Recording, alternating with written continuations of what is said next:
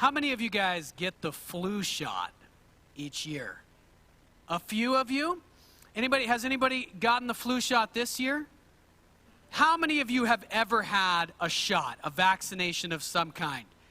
And keep your hand up if you loved it. You really liked it when you liked it? You liked getting the vaccination. So I had a flu shot. I got a flu shot this last week. I had my whole family go in because we always get so sick. And when I thought, we're going up to get the flu shot. This is going to be easy. I'm not afraid of needles. No way. And then they said, there's 5 of us who were going to go. And they said, okay, you're going to go last because we're going to go in age order. And I watched all my family get the flu shot. And I heard my kids tell me over and over again, oh, it's so scary. Oh, it's so scary. And I started getting a little bit worried about this flu shot. That little needle started to look a little bit bigger to me. That needle was growing in my mind's eye. And then I made a mistake. As Amber was getting the flu shot, I watched her get it. She had her head turned away, and the pharmacist came up, and the needle is like that long, and she just jabs it into her arm. It goes all the way in. I'm like, whoa, I don't want that. And all of a sudden, the needle was like really big in my mind's eye. So I had to walk by faith. I had to say, Jesus, please help me. Calm myself down, got the flu shot. It was all good. Nothing so horrible happened to me. I want to just think about vaccinations for a minute. I know there's some debate out there in our culture. Should you get the flu shot? Should you not? I'm not going to weigh in on that debate. But I want to know if you've ever seen this guy right here. I love putting up pictures of really old people that no one's ever heard of. All right, this guy is Edward Jenner. Dr. Edward Jenner. And in right at the end of the 1700s, he made an incredible discovery. He discovered that so back then, smallpox, has everyone heard of smallpox? Most of us here will have. That's a disease that no longer exists in the world. But back then, even in the 20th century, something like 300 to 500 million people worldwide died of smallpox. Think about that for a minute. It's what killed most of the First Nations in North America. Even in the 20th century, 300 to 500 million people died of smallpox. In the late 1700s, Dr. Jenner he was the first one to figure out and demonstrate that something other than smallpox could make you immune to smallpox. There was a similar disease called cowpox, which affected people but didn't kill them. And he figured out that you could inoculate children with this other disease, and if you did it the right way, they would become immune to smallpox. This was the first true vaccination. Before that, all that happened was inoculation, which actually was quite effective if you did it right. But inoculation, think about this for a minute, this is the only defense that people had against smallpox for hundreds of years, is that you would have to actually take smallpox itself, cut your body open, and put the disease into your body. Now, when that first came out and someone first suggested that, do you think everybody was jumping up and down? Ooh, let me be the first one to see if that works. I want to take a deadly disease and just insert it into my body. Yay. But it turned out that if you did it the right way, with a disease that wasn't too strong and gave your body time to catch up, you could actually survive and you could end an epidemic. So here we have, and this is similar to vaccinations today. It sounds counterintuitive, doesn't it? Jab a big needle into your arm and put something into your body that is kind of like the disease that you don't want to get. And you'll be saved from it. Whoa, that's crazy. We're going to come back to that idea as we move through the message today. The idea of doing something hard, something counterintuitive, something that's a little bit like death even, in order to be saved from real death. We're in a series of messages right now called Sudden Life. Sudden Life. And we're going through the book of Mark.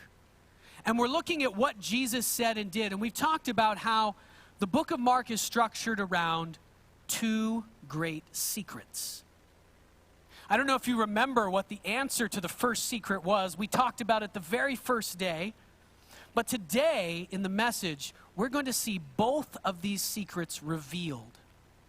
Both of them are going to be revealed, but to one person in the story, someone inside the story itself, Peter, who was one of Jesus' best friends, Peter is going to see, he's going to understand the first secret. He's going to be the first person in the story who knows it, other than Jesus and the demons.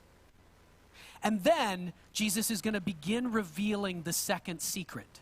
But Peter's not going to understand the second secret. In fact, he's not even going to be able to handle it. And the whole rest of the book, as we go through over the next several weeks, will be about understanding that second secret more deeply. Understanding that second secret more deeply. So, the message for today is entitled, Two Secrets Revealed. Let's remember where we were last week. Last week we wrapped up talking about moldy bread. Okay? Don't eat moldy bread. And this is the first point for your notes today if you want to follow along and fill it in. This was the last point for your notes last week. Don't eat moldy bread. It's really not good for you. I hope you don't do that. And don't put your hope in human plans. We looked at this story where Jesus was on a boat with his disciples. They'd just gotten on a boat, him and his 12 friends, and they were going to the other side of a large lake. They were going to go camp out, and they forgot to bring enough bread.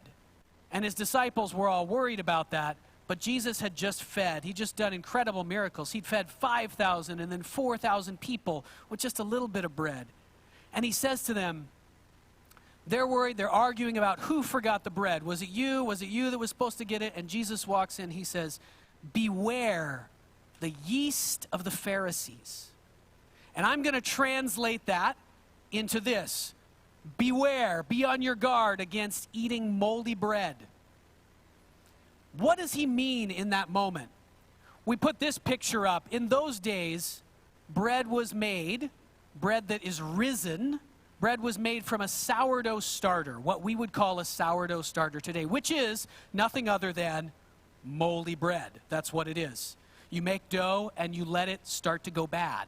You let it sour. And if it sours in the right way, then you can make risen bread out of it. What they would do is they'd take a piece of that moldy bread, they put it into a large batch of dough, and it would change everything about the dough. It would change how the bread was. And Jesus is using this as an illustration. Remember last week what he was trying to do? He had shown the people around him many, many convincing proofs that he is who he says he is. That he is the Son of God. But none of them had yet fully accepted that. They couldn't believe it. And the problem wasn't that they had no evidence. The problem was something deep in their hearts. And last week we talked about Jesus was doing heart surgery. He was changing something deep inside them. Peter, Jesus' closest friend, had to make a choice. He had to make a choice way down inside. Does he want Jesus to be in control? Does he want Jesus to be who he says he is? Or does he want to remain in control of his own life? This is what Jesus was getting at when he said, be on your guard against moldy bread, against the yeast of the Pharisees. Be careful. Don't put your trust in human plans, in what people can do, in working things out on your own, in things that are external and that you can see. Put your hope in God and in the things that are unseen. That's the only way forward. And you see, we put our hope in things that are external because we want to remain in control of our own lives. I won't make you raise your hand and say how many of you think you're in control of your own life. I'll raise my hand and say I often, in my mind, start thinking in ways that are as if I was in control of how things were going to turn out. It's not true. I'm in control of certain things in my life. If I decide to, bend down and tie my shoes, I can do that. That's something that's been placed within my power. But how my life turns out, how long I will live, whether I'll be healthy or not, how other people are going to react to me, what will happen to me after I die, none of that is under my control. It's all an illusion that I like to spin up for myself and pretend like I can control it all, but I can't. So last week, Jesus was taking his disciples, his closest friends, he was taking them deep. Are you willing at that deepest place to give up control and allow God to be in control? Because that is what keeps us from believing that Jesus is who he says he is. If Jesus really is the Son of God, then that changes everything about life, doesn't it? If God is real, then I'm not in control of my life. And human beings, what we want in that deepest part of us changes how we see the world. In fact, it is what blinds us. So be on your guard against the moldy bread, the little bit of rotten stuff that when it's put into the inside changes the way you see everything. So that's where we stopped last week. I read a story for you at the end, and we're going to look at that story now. It's a story about a double healing. A double healing. This one is not going to be on the screen, so if you want to follow along, it is on the back of your notes. You can flip that page over and you'll find this story in Mark chapter 8, starting at verse 22. Now, Jesus was an astonishing teacher. You know, to teach someone well, I bring up these little props for you so you can laugh and then engage with the message. Jesus did miracles right in front of people and he did certain kinds of miracles in order to teach a point, in order to make the people around him see something that he was trying to get them to see, and that's what's happening here. In fact, the way that he does this miracle is for us, and it's for Peter and his friends, so that they can see what Jesus wants them to see. Let's read it here. It's this, Jesus is healing someone, a blind man, in the village of Bethsaida. This is near the Sea of Galilee. Mark chapter 8, verse 22. They came to Bethsaida, that is Jesus and his friends. And some people brought a blind man, and they begged Jesus to touch him. He took the blind man by the hand and led him outside the village. He didn't want anybody to see this except the disciples. When he had spit on the man's eyes, wait, hold on, what did that just say? When he had spit on the man's eyes and put his hands on him, Jesus asked, "Do you see anything?" He looked up and said, "I see people. They look like trees walking around." Once more, Jesus put his hands on the man's eyes. Then his eyes were opened. His sight was restored, and he saw everything clearly. Jesus sent him home, saying, "Don't even go into the village. Just go straight home." What in the world is happening here? First of all, Jesus is going to do a healing miracle, but he's not going to do it in front of everyone. He usually does it in front of everyone. This man is begging, this man is blind, he's begging to be healed by Jesus. Jesus says, "Sure, but you got to come with me outside of town." Why in the world is he taking him outside of town? I think it's because he's about to spit in the guy's face. And that is an offensive thing, isn't it? We read over that and it's like, what? Why in the world would he do that? Jesus had healed many blind people without spitting in their face. It is not required for him to heal someone. He's trying to show something to his disciples, and that's who he brings with him, his closest friends. He goes outside of town and he does a double healing. That is, not that he heals someone twice, but it takes 2 tries to heal this man fully. Is Jesus not able to heal him in one shot? He has healed already at this point a man who was born blind in one shot. It doesn't take Jesus 2 tries to get it right. Why does he do it twice? Because he is demonstrating for his closest friends something that they will be able to see much later looking back. He's demonstrating for them what is about to happen to them.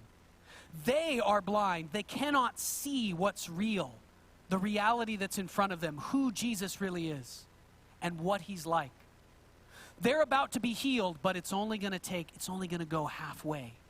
And it's going to take a lot longer and a much greater act, a greater miracle to heal them fully. And this healing of his closest friends beginning to see what's real.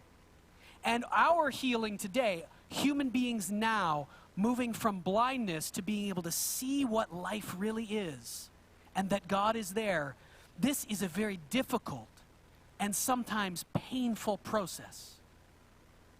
It's like, sometimes it feels like God is not your enemy. God loves you more than you can possibly imagine. But sometimes as he moves you from darkness to light, it feels like he's spitting in your face. It feels like, why are you doing this to me? Why are you allowing this to happen? That's what it takes to move us from blindness on the inside to the place where we can really see what's real. Now let's see the miracle happen to his friends. We talked about the healing that demonstrates the miracle. Now let's see it as it happens to Peter and the first friends of Jesus. All right, so here we're going to read the next section, and then we'll talk about it for a minute. So again, this is in your notes. This is the very next verse, starting at verse 27 in Mark chapter 8. Jesus and his disciples, so right after this healing miracle, Jesus and his disciples went on to the villages around Caesarea Philippi, just another town in the area. On the way, he asked them a question. Who do people say that I am? Now, Jesus is very famous in the region at this point. He has done huge, very public miracles, and everywhere he goes, crowds of thousands run to wherever they hear he's at. So lots of people are talking about this. Who is he?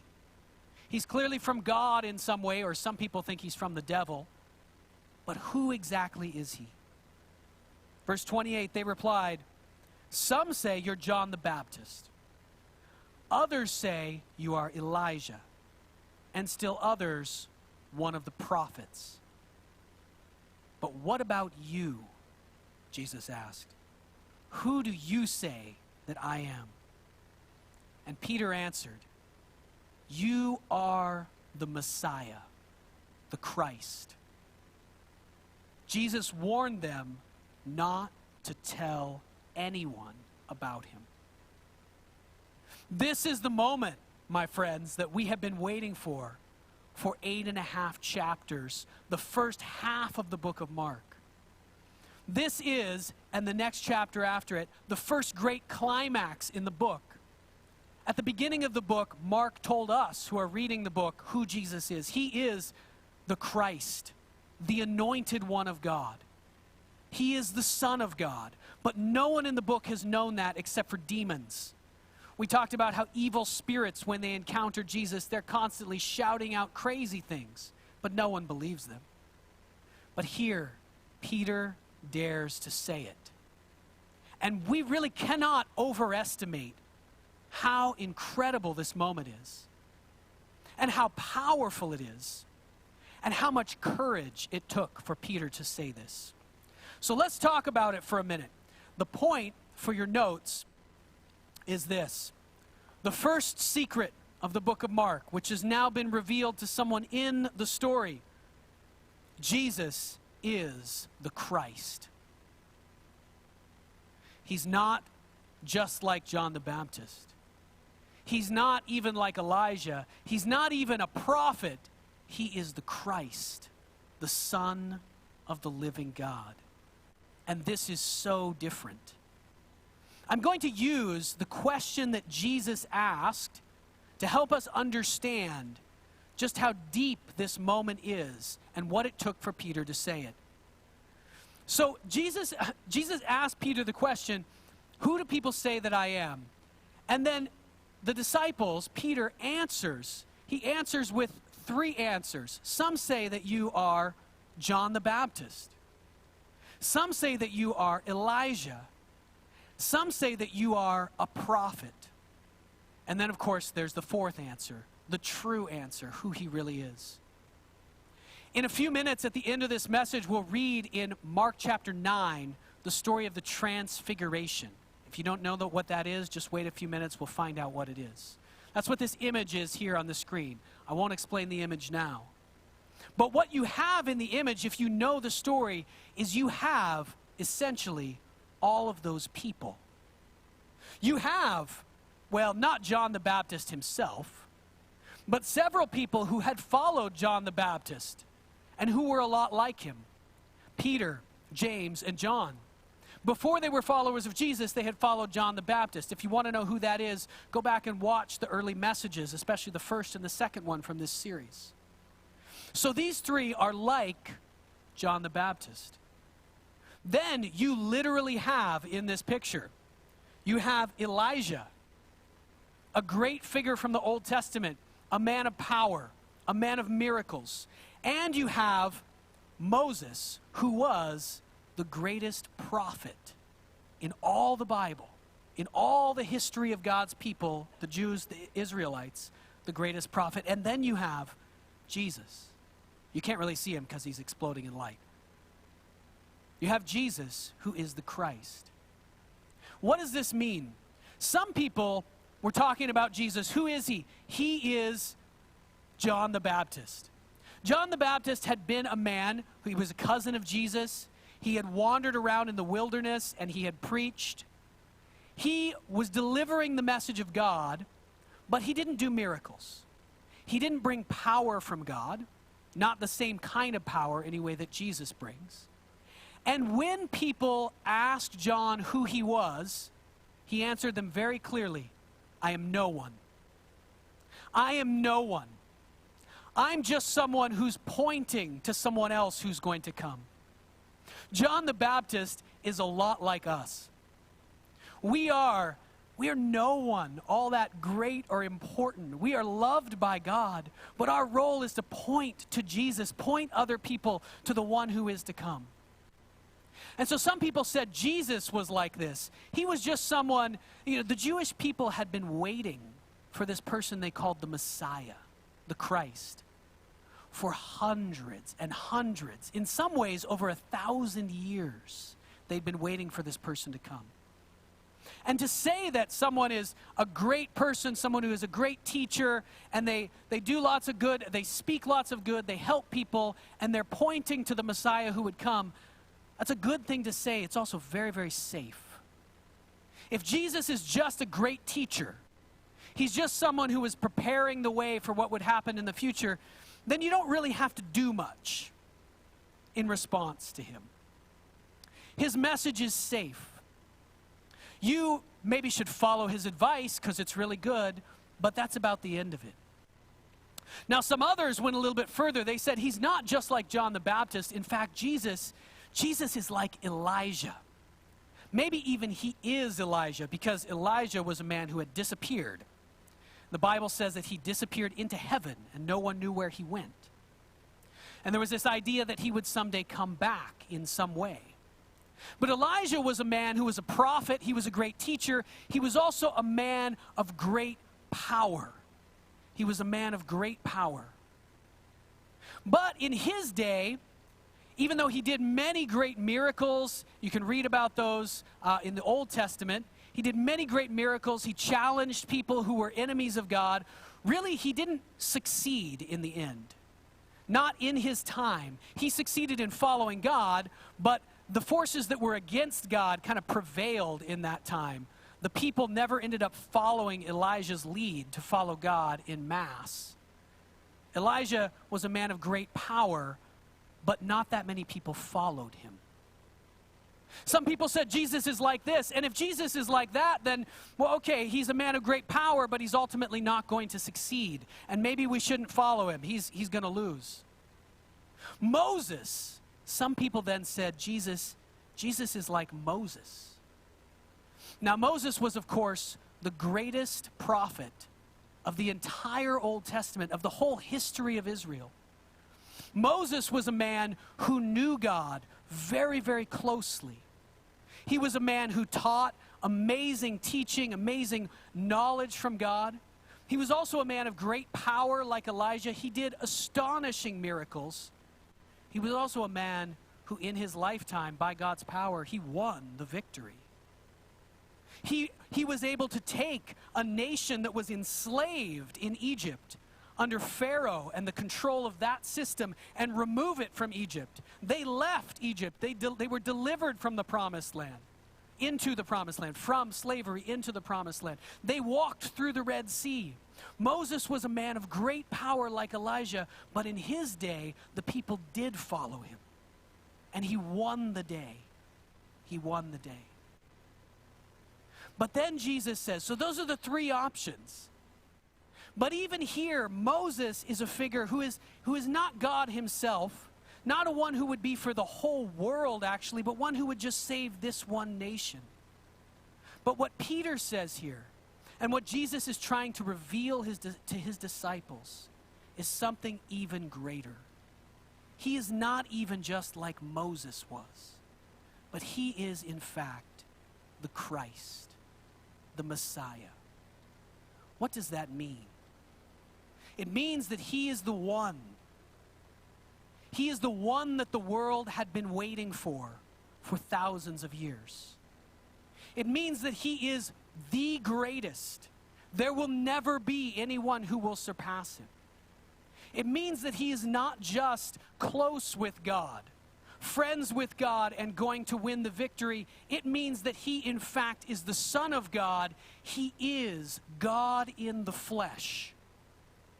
He is so far above Moses. This picture enacts it, shows us very vividly. He is so much greater than Moses that there is no comparison.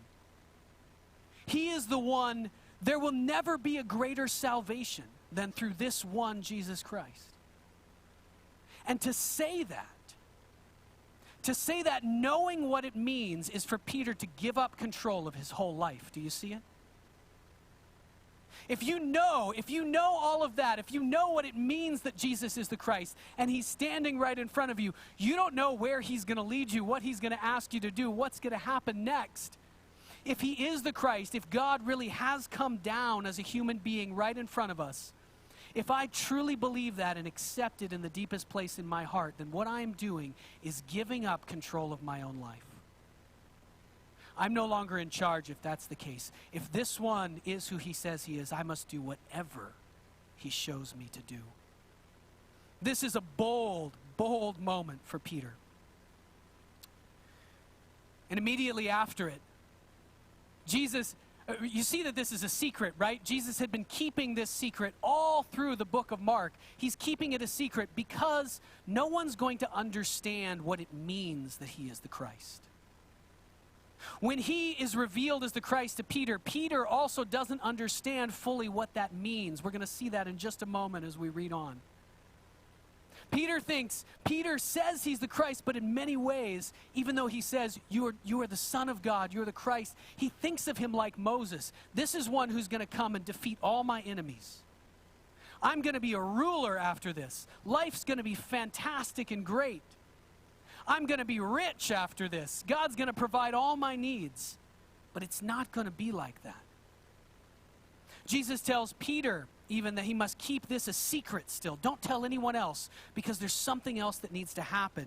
And he immediately begins to teach his disciples the second secret. And this secret will be what he's revealing to them, what it means throughout the rest of the book. Let's read it.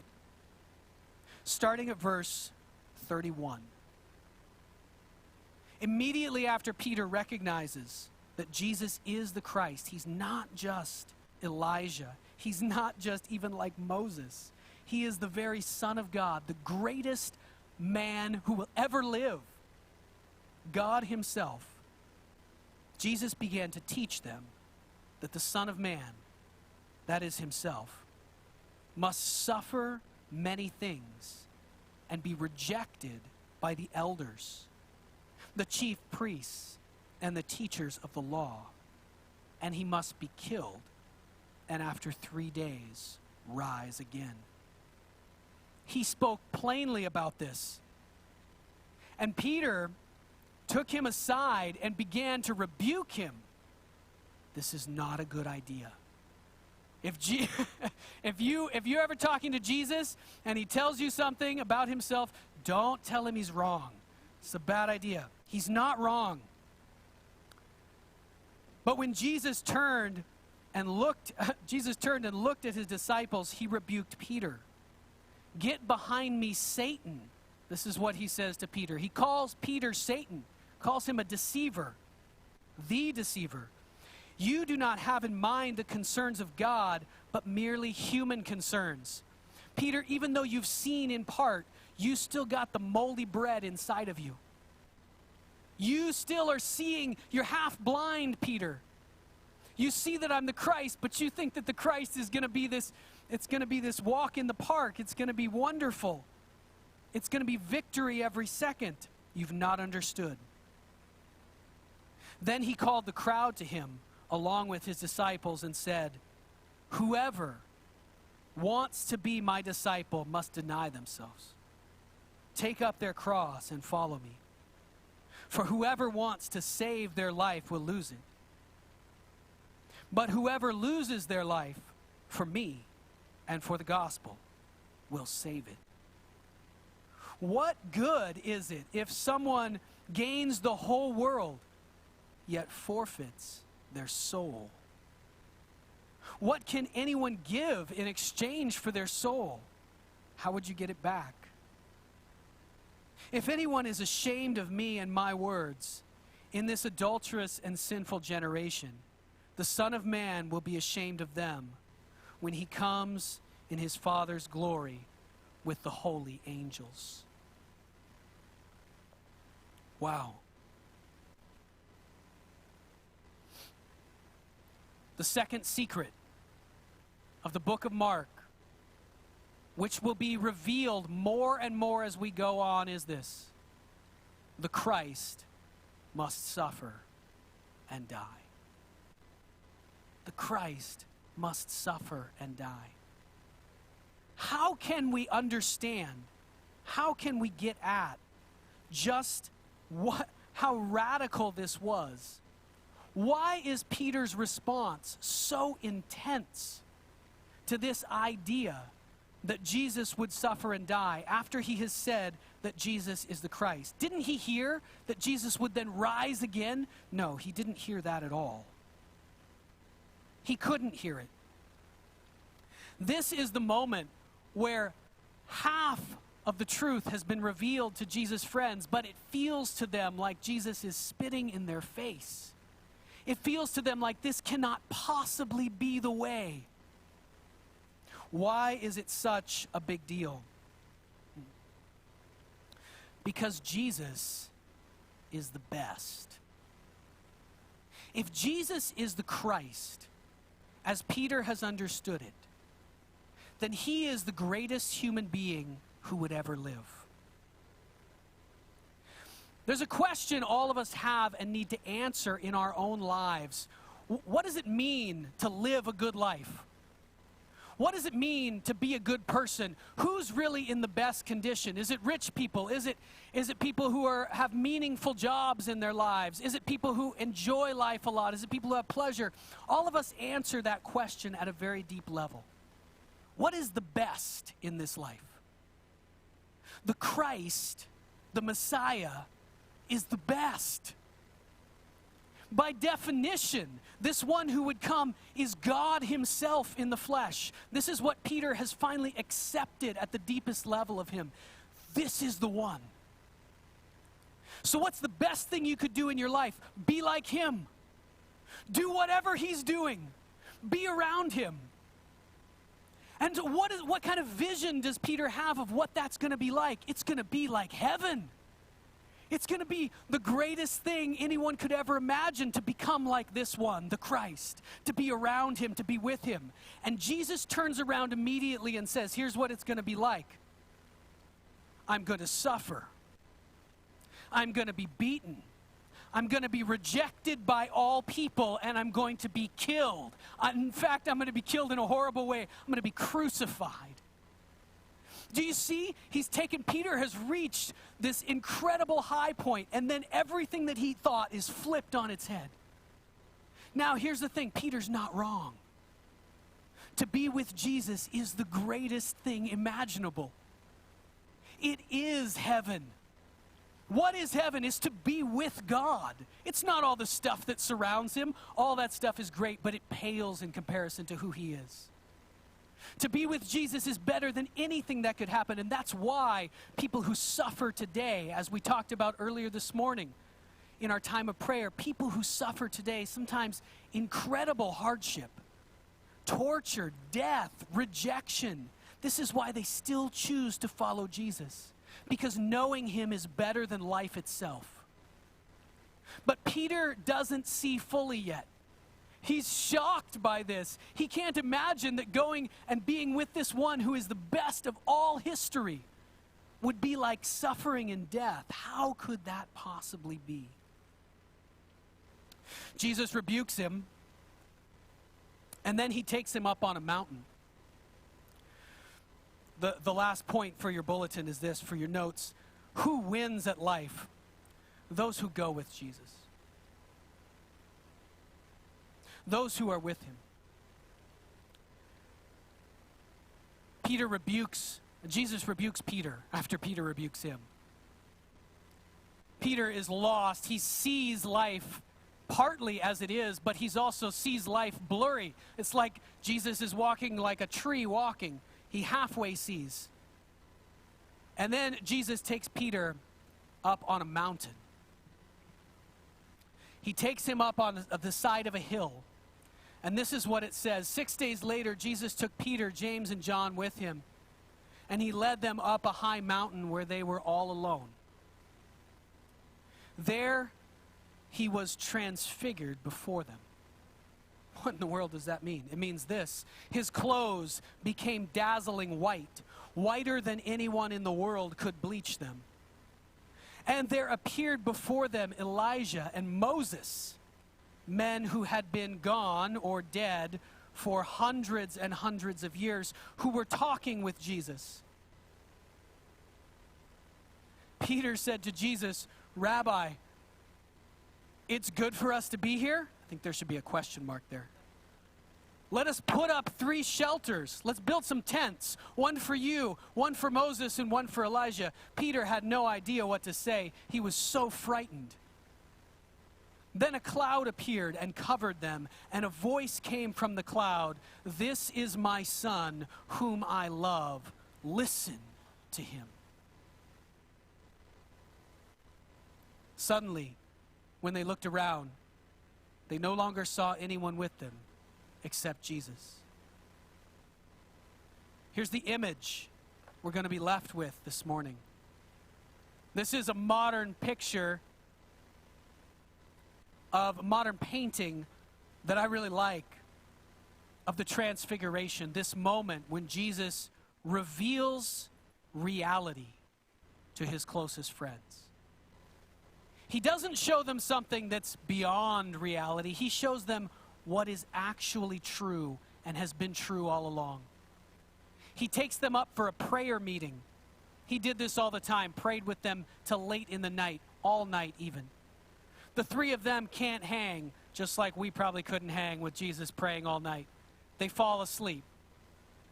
When they wake up, they see Jesus with 2 other people who weren't there before, and somehow they just know, there is absolutely no question in their minds that these people are Moses and Elijah, men who have been dead for hundreds of years.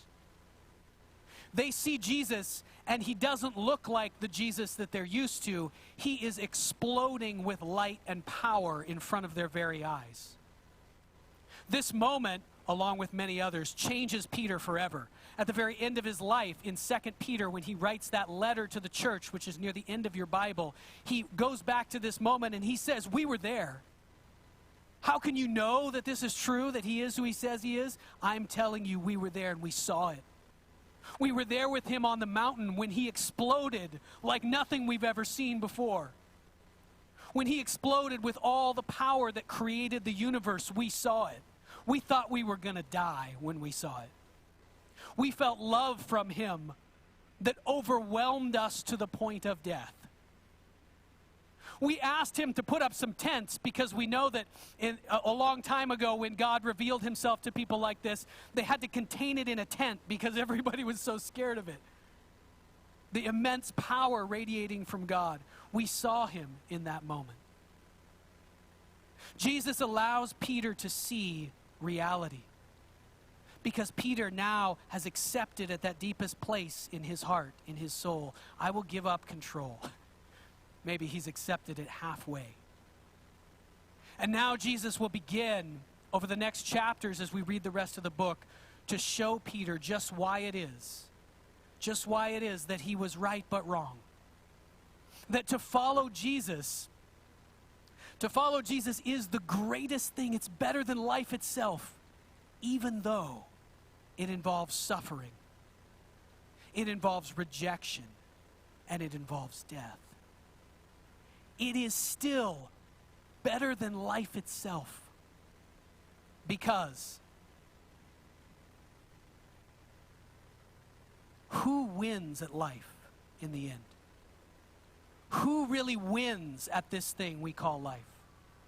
It's those who go with Jesus. And where is he going? He's going to the cross.